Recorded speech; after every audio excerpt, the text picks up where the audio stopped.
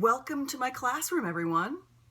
Who would have known that the end of the semester would take place in a weird corner of my bedroom? That's where we seem to have some light. We seem to have some hope. So thank you for bearing with the sort of oddity of this time of year and the casualness that is being required of us. So thank you for being present to that and being flexible as we've all been trying to find some way to make the best of the rest of the semester. So I welcome you into my home, and today I think we're just going to have a little conversation. We're going to engage with some themes like we tend to do in section, some overarching themes. Of course, with this piece of writing, I'm not expecting you to be able to write, a dissertation about it. But I would like for us to think about the ways in which the article I suggested dovetails with some of Jotin's work, and of course continues more of these discussions that we've had about law, culture, in what ways they inform one another, in what ways they are leveraged and used as discrete entities, in what ways they continue certain kinds of relationships, in what ways they, try to highlight certain kinds of persons, who's allowable within that, etc. So also, as usual with our section, I will not have my safety net board, which I like to work with and try to use as a more communal space. I will suffer without the presence of all of you here to kind of co-collaborate the space. So I will try to make this as brief, as clear, as useful as possible. And so part of that is that I will have my digital notes as usual in front of me. So don't think I'm looking off to, the wild audience that lives in my house. Not today anyway. So today we're engaging with these ideas premised around a term called piracy.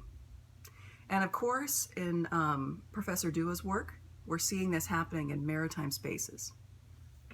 We're seeing this actually happen off land in these sort of like ambiguous, sort of nebulous landscapes that really beg the question of what are the parameters of law, who gets to make these kinds of judgments about law, in what ways are certain kinds of actors moralistically allowed or inclined to be able to make claims about seizure, about taking. These kinds of themes that really are brought into intense relief when we're now getting off of land. And we're thinking about just the fluid nature of the ocean itself and what that does as an entity, as an actant, as an actor within all of this, and in what ways human beings can respond to this in these sort of trade trajectories, right? And as I had discussed with Jotin before this, a great deal of what we're trying to get at with it this week is the idea of how the illegal is made from the legal, right? And how often we've been thinking about the last few weeks, we're thinking about in what ways we are deeming human migration, in what ways we are deeming certain kinds of action as being antithetical or somehow different than a designated moralistic, legalistic truth that is a process itself, that is being created itself. And so through that, we have, again, now this maybe arbitrary set of delineations, this dichotomy, right? And what we're starting to, we try to poke at every week is to think about, no, these things are actually extremely dynamic. The law isn't out in the world somewhere, and we are revealing it, and then we are going to be placed under it, or this isn't something that, is part of our social contract, and so you therefore have to follow it, and that somehow this is egalitarian, somehow this is something that everyone has access to because of due process. No, we're starting to see this as something that is also deeply informed by other kinds of social processes and other kinds of migratory process, other kinds of movements and encounters that are going on in the world. So whereas Jotin is looking at sort of this anthropology of protection, and you have all of these different stakeholders that have a claim, right? So you're having insurance companies, you're having royal navies, you're having national navies, and then you're having pirates, all, and you're having, of course, like freighters, and if the ship is manned, which usually it would be if you're looking for ransom, then you also have these, these sort of incredible simultaneous claims onto what is happening on this object that is moving through space and is changing its meanings while going along as well. So we're, again, continuing to kind of like add another layer to this idea of how this is very, very fluid and dynamic. And so what I would like to invite us to think about then is what is on those ships. So not only thinking about, again, human encounter, claims being made about ownership, claims being made around ethics, and who is morally, sort of like in the green in these kinds of circumstances. But my stake in anthropology, something I'm really passionate about, is this thing called materiality, right? It's like our stuff. It's our stuff. And of course, there's a huge amount of discourse based around it, like there is, as we know, anthropologists can be deeply and intricately involved in their subjects. But writ large, we're thinking about how the actual material, qualities that are inherent in the things that we encounter in everyday life have meaning, and how they help co-constitute our being, how they help sort of reveal, how they help express, how they help regulate sort of our human experience. And so when we're thinking about, say, again, Jotin's work, for example, materiality matters when we're thinking about, say, the first sort of example that he has about this, like highly volatile gas in the introduction, and how because of that materiality, because of the volatile, dangerous potentiality that was involved in that kind of material being on that freighter, that something as inconceivable as that piracy ransom that went on for so long was allowable, and that it was successful because the materiality that came in as a player on that boat really meant something. It meant that people's lives were in danger. It meant that it could blow up.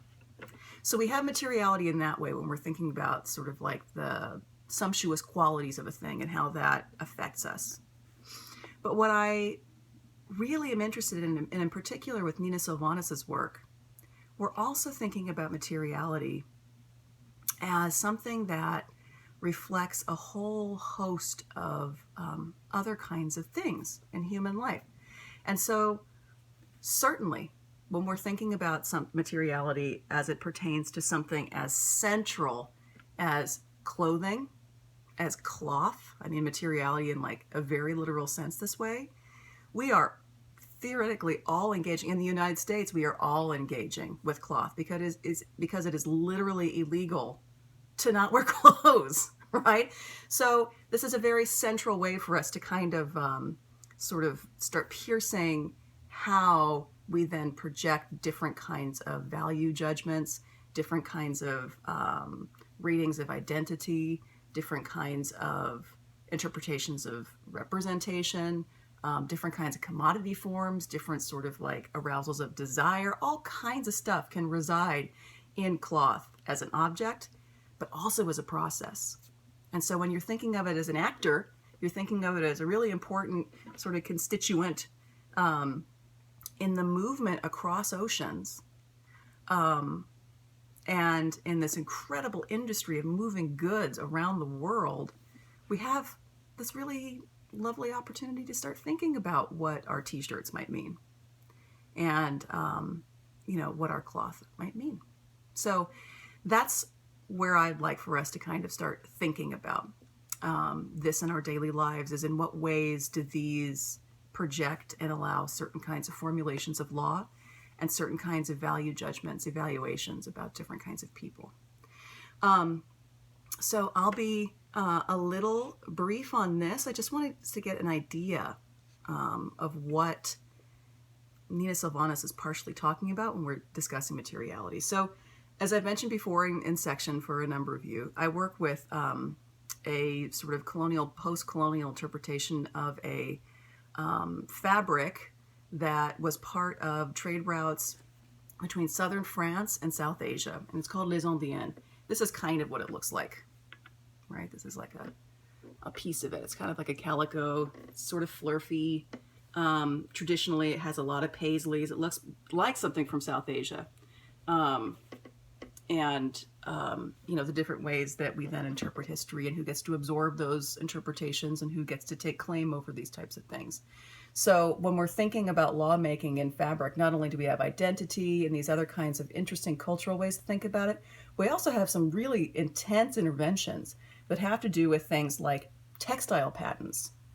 And they have to do things with things like monopoly over that trade and manufacturer contracts.